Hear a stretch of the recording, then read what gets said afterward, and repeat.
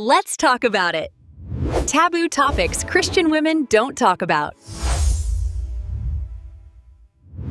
Welcome back to Let's Talk About It. Taboo topics that Christian women just don't talk about. I'm Prophetess Pam Golliday. And I'm Pastor B. Welcome back. So, if you haven't heard episode 1 of Let's Talk About It, I want to encourage you. Go back and listen to episode 1. We went there. I'm just telling you, it was very good. We started answering the questions that we received from the survey, and we're going to pick back up where we left off, answering more of your questions. You ready to get into this? I'm ready. I'm ready. Ladies, they have questions and they need answers. I'm ready. All ready. Right, let's go. The first question, and I want to preface this. So we got several responses. There was a common theme. So there are couples that haven't had sex ranging from months to years. Okay. And they feel like they are roommates with their husbands. They feel like we just rooming together. We just living together. What can these ladies do to revive their marriage again? Especially with these long gaps in intimacy. What are they to do at this time? That's a good question. And also, that's a common thing that happens in marriages, not just Christian marriages, period. But for us who are believers and who live by faith, I'll go back to those groundwork foundational scriptures that I talked about in episode 1. So if you didn't listen to episode 1, you should go back. But I'm going to repeat it, and that's in 1 Corinthians chapter 3, verse 3 through 5, and I'm reading in the NLT version. Verse number 5 says, "Do not deprive each other of sexual relations, unless you both agree to refrain from sexual intimacy for a limited time, so you can give yourselves more completely to prayer. Afterward, you should come together again so that Satan won't be able to tempt you because of your lack of self-control." Now, really what he's saying is married people should be having sex. Okay, y'all? That's what it says. Married people are supposed to be having sex. Right. And so having sex is a normal part of a marital relationship. And so Christian women, Christians, period, we're supposed to be living by the word of God. Right. And so these are some instructions here to warn us that a lot of times affairs happen. People have emotional affairs with other people where they get into these emotional relationships. It's not sexual, but it's emotional. And then it ends up in a sexual relationship because they're not having sexual relations with their spouse at home. And so if you're going to live by faith, you have to live by faith about your sex life too. And so I want to encourage all the women to, first of all, decide and settle, listen, I'm living by this scripture. Yes. And that's exactly what I'm going to do. I'm going to initiate my sex life. I'm going to reignite it because I believe I'm supposed to be living this way. That's what the word says. And I'm going to go and do it. Yes. Now, if you didn't mention this, they didn't mention this in their questions, but sometimes a spouse may have physical limitations that may have come into play. As men and women get older and their bodies begin to change, a lot of times there may be physical limitations to having sexual relations for women and both men. And so if there is some type of sexual limitation that's happening with the spouse, with the husband, that's something that should be being communicated. Right.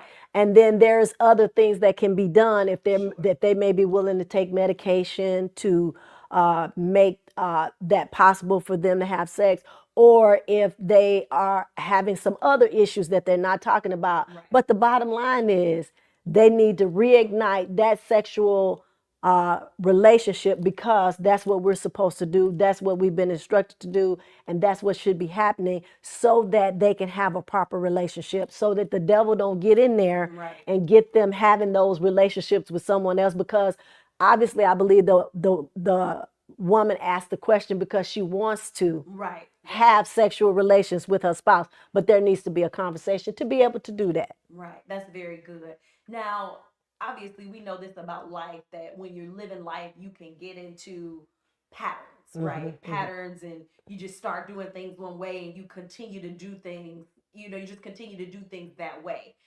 It sounds like some of these couples may be in those pattern. So are you telling her to initiate it, to break out of the pattern? Or can you talk about that a little bit? If you kind of stuck in a rut, you stuck in a habit, you stuck in a pattern, because you kind of have to be for this to go on for kind of that period of time. Do they need to talk about what led to it? Like how do you kind of break out of that pattern? Or talk a little bit about those patterns. Well, first of all, I think that there should be a conversation because, like you said, not only is she not engaging in sex, he isn't either. Right. Because it takes two people not to have sex. Right. So there has to be some kind of nonverbal agreement about this condition that they've allowed to go on for so long. Right. And so first there needs to be a conversation about it. And then there needs to be transparency as to why it is not happening. Right. And then those issues, I believe, need to be addressed.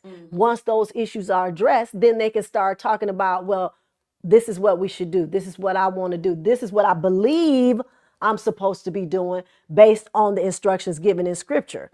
And so I think that that's how you can break into it, talking about it. And then, like I said, if there's physical conditions that are present, you can even talk about that and find out what's going on. And hopefully, if the husband has some physical limitations that's going on, he would be able to be transparent and talk about that. If that's not the case, then that's something that she may have to pray about and find a way to be able to eventually get into that kind of conversation with her husband. Very good.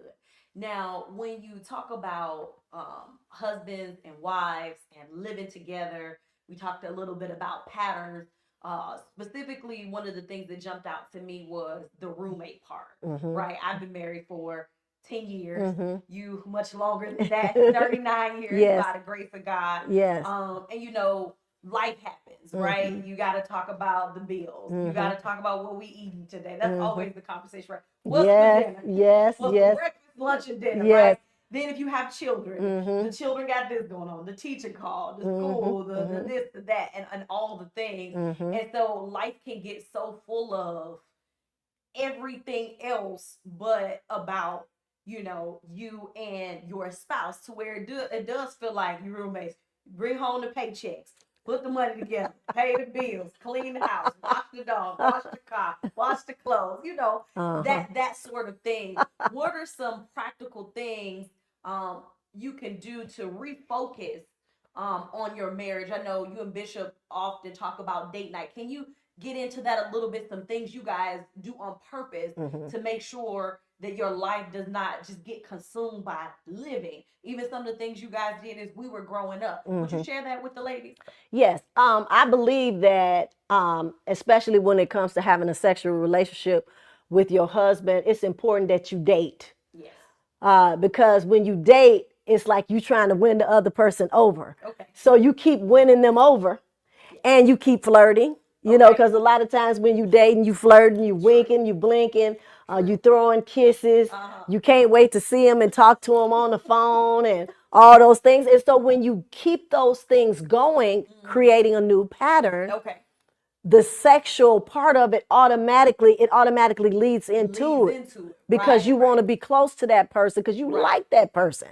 And so when you get into the dating environment, you always are reigniting those initial feelings that attracted you to the person in the first place. And that's what life will take out of your marriage. It'll take that out of it and turn it into feeling like we roommates, we partners, business partners. We every other partner except for sex or partner. And so you don't want to be every other kind of partner except for a sexual partner. You want to make sure that we're partners in sex and we're partners in everything else, and we get down together. And so that's how you keep that going. You keep that spice and that fire because we date. You know, I see you Thursday at 3 o'clock. All right. Yeah. Yeah. That's very good. Yeah. Very good question. And the question is, how can I desire my husband more, especially being married for, again, many years? So this woman, she's been married for a long time, and she wants to know, how can she desire her husband more? So obviously there is desire there, but she's looking to increase that. She wants there to be more of that. What would you tell her? Well, when she said, I want to desire my husband more, then she has to find out what would make her desire him more. Okay, That's you gotta something. talk about that, Prophetess. You gotta give Well, me you some know, more on that. a lot of times women say, well, he did this, he did that, he didn't do this right, he did. Well, what did he do right? Okay, Okay, now. what? Okay. Okay, he did this right, he did that right. Woo wee! I'm gonna put it on him tonight because he Oh. did this, he did that. I'm gonna show him, how much I appreciate how he did this for me. He did. That's how you can desire your husband more when you talk about what he's doing good for you, what he did right, how much you like and appreciate him, how great of, if you have children, how great of a father he is, how great of a provider he is, how he's a great companion for you. That you got to find out what lights your fire, and then when he does the things that spark that in you, then that'll make you desire him more. That's very good, because I think, again, in talking about life and just kind of living, it's so easy to point out all of the negative things. Right. It's so easy to point out what somebody didn't do. But Mm-hmm. what you're talking about is having a consciously positive perspective about your spouse. Mm-hmm. So that leads to more spice and more fire. Okay. Instead of pointing out, because I'm gonna be honest, you start talking about you didn't do this, you didn't do that. Now I'm mad. Now you better not even touch me. I don't want kisses.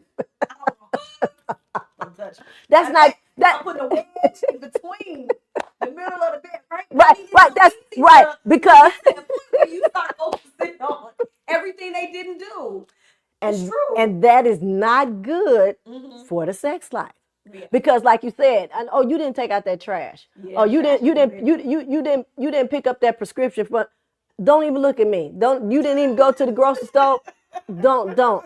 See, that's the kind of. But when you say, hey, you bought me my favorite cookie. Mm-hmm. Oh, you put those clothes in the dryer. You folded those clothes.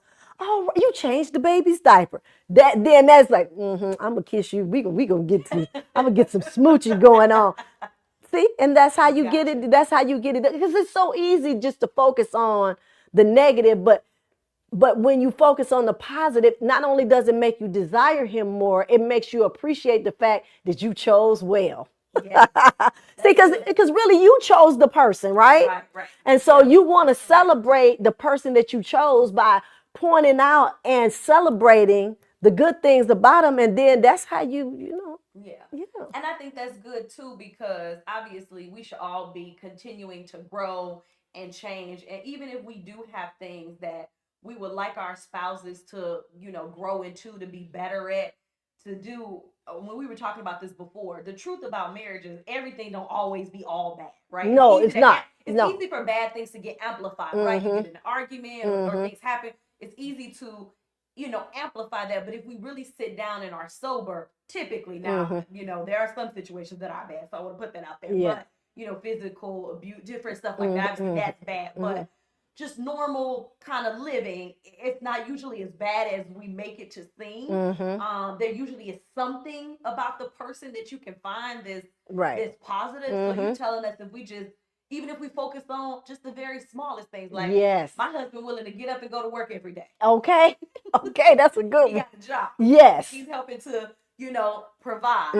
Things Yes. like that. Yes. That we can so easily take for granted. But Right. the truth is, everybody doesn't Right. get up and go to to work or things Right. like that. And that's Right. not to let the men off the hook for Right. growing or changing. Right. But it's just like there's usually always something. Yes. I guess is what I'm trying to say. That Yes. you can find to keep that positive perspective. Because it's like if you don't, that's going to shut down the dating, and then the sex will be shortly to follow. That's what it sounds like. And the desire to want to sexually connect will die. Because that's not the environment Right. to create. Right. That makes sense. That makes sense. More positivity. Yes. More to positive keep the perspective. desire. And Yeah. quite frankly, I don't know. This is just me now. I feel like, you doing all of this, I feel like that change is going to come. That change will be more of an environment for what we're actually, looking for, those changes and those improvements. Yes. As we are putting forth our effort to make sure that doesn't die, to make sure that the marriage continues to move forward in that area. True. That's really good. All right. And then we had a couple people ask how to make spice and fire sexually in the marriage. And you talked a little bit about that. do you have any last thoughts about fire, spice, keeping it hot and heated?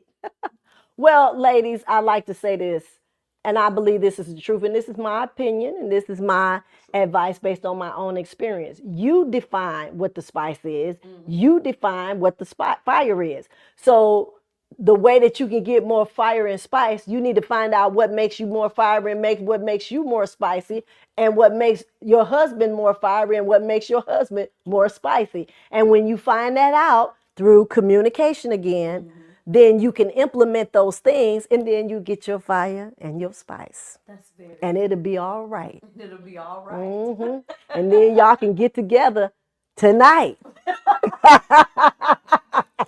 Prophetess is a low-key rapper, for those of you that don't know. So you'll learn that. Now let's touch on the dating a little bit. Let's touch on the dating, and I use myself as an example. Okay. So again, I said I've been married for 10 years. Okay. Now I have small children, 7 and 9 months. And Okay. so sometimes dating is challenging. Trying to coordinate babysitters, and trying to figure out if we can go out, if we can stay in. What do you recommend for people who may have a situation like mine, where they have the small children or they have other obligations, and it's hard for them to get out of their environment to date? What would you encourage them to do? Well, I would encourage them to, first of all, establish that they're going to date. They're going to have a date night. You have to establish that. It has to be like a law, okay? We have that as a law in our house. And so on Thursdays after a certain time, you can't call us. We're not answering the phone unless it's an emergency. You about to die. It's got to be very. It's got to be okay, because couples need that time to stay intimately connected. And so once you establish we having date night, that's it. Then you can work together to put together a plan how you're going to make that happen. Now, when we had children, sometimes our date nights were at home after y'all went to bed. We put you to bed at 9 o'clock. Okay, 10 to 12, we on a date. Okay. And we'll hang out and watch a movie. We'll do whatever. So you have to be satisfied with whatever kind of date you can have, so that you can actually have the date, as opposed to saying, well, we can't have a date night because we can't go such and such. Well, what if you can't go? You still can have a date. That's good. You have the dates where you can have them, and then you splash in some go outs. But if you have to have them at home, sometimes the dates at home are a lot better than going out, because you can get right into some other things right there on the spot, right there on the spot, And so if you want a candlelit dinner, you can close the door, bring you a little table in there, light the candles, eat the dinner. And you can have dinner with your lingerie on and everything. You can't do that out in the public. You can have a date night with lingerie and everything. That's true. Home dates are recommended. Yes, home dates are some of the best dates, because you can be bodied right at home. Right at home. Right at home. Now, with that being said, I want you to talk about whose responsibility it is to plan the date, because there's a thing, right? I think, like, when you are dating and a man is pursuing you, him coming after you, so he might, hey, let me take you out, do things like that. Then when you get married, you're like, well, wait a minute, you ain't planned nothing in a little minute. Ain't got no flowers, no chocolate around here. Where's the teddy bears that I got when we was first dating? Or you might be then now responsible for, planning dates. Should women feel some kind of way if I take it upon myself to plan a date? Should I feel some kind of way when, there's kind of this unwritten rule, if you will, that men should be planning these dates and romancing you and, taking you out? Talk a little bit about this. Culturally, it's a thing, right? Oh, yeah. I So let's understand. talk about it. Well, I don't believe in putting anybody in any boxes. Okay, because on date day, sometimes, now, Bishop, he handles a lot of date days. Okay. But I have some times where I say, I want to do this on date day. I want to go here. I want to do this. I want to do that. I feel just as engaged in date day as he is. Okay. Because we already tied the knot. These are date days to be continued. Now we're into the be continued part. Okay. And so I like to participate in the date days too. Put all the details together because I have desires too. That's good. I like being dated too. So sometimes I want to be dated a certain kind of way. It's okay, ladies. You can participate in date day. You can arrange it. You can plan it down to the minutest of details, and it's okay. So you don't have to just let him plan it. Yeah. You can be involved in it. And I think it's great. I've had good experiences with it. That's awesome. So it takes kind of some of that pressure off, or some of that responsibility, or I guess societal pressure, because really it's something that kind of society taught us to say, hey, now that we're married, we both can kind of take responsibility for planning a date. It's not just up to the man to pursue. He should help, obviously. Right. You know, he should participate, but the women can be involved too to make sure that we're getting what we want also when we're going on these dates. Yeah, because I want to date my husband too. I want to date him. Just like he want to date me, I want to date him too. Very good. Yeah, it's okay for you to want to date your husband. Okay. Now, one of the things, and we've talked about this before, and so I want to talk about it with the ladies here. So it's the prophetess, as she mentioned, she is a prophetess. She is a spirit-filled believer. She's awesome, an awesome woman of God. Glory to God. The prophetess has, she has two different wardrobes. So the prophetess has her church wardrobe, and then prophetess has her date wardrobe. Now tell me a little bit about why it's so important to switch it up when you are dating your husband, because again, we believe in being cute no matter where we go. Of course, being modest. You'll always see us in modest attire. Always want to be pleasing to God, and not put our bodies on display, because that is for our husbands. But we also want to dress in things they like, wear things they like. So talk a little bit about your two different wardrobes. Well, of course, I have my church wardrobe where I want to be taken seriously. When I'm ministering the word of God, and I'm helping people, I want them to deal with me as a senior pastor, a woman of God, so I dress appropriately. Right. When I'm with my husband, though, and we on a date, and we're not in our work capacity, I wear things that he likes, that I like, that show different things and exposes different things, because I'm with my husband and it's me and him. Right. And so at home, especially on home dates, I can do my thing, I'm not covering up my cleavage, and I'm not wearing skirts and dresses to my knees and below. I'm wearing things where I'm exposed. Right. And so I believe that Christian women, you need to understand, when you at home, you should be exposed. Right, that's good. In front of your husband. You should let him see you as much as possible. That's who's supposed to be looking at you. Right. Not everybody else. Right. As Christian women, we're not to carry ourselves to create lust in other people. But when we're at home, our bodies are designed for our husband to get pleasure from them. And so we should be exposing ourselves to him, because he's the one that we're in covenant with, and that's very much appropriate. And so if you want to walk around the house in your lingerie in all its glory, that's the place to do it. In all its glory. Whatever that is. Whatever that might be. Whatever you like. Whatever you like, whatever he like, let it all hang out. Hey, put it on, wear it, and put yourself together, okay? Well, when you walk around the corner, his heart just jump out of his chest, because he is see you in all your glory and all your strength. Very good.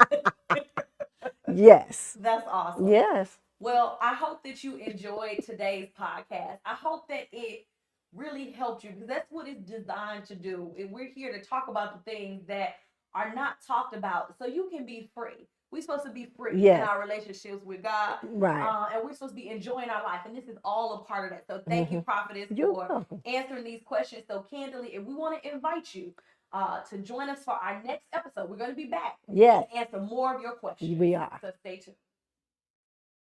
Thank you for watching and listening. Join us for the next episode. Follow us on social media.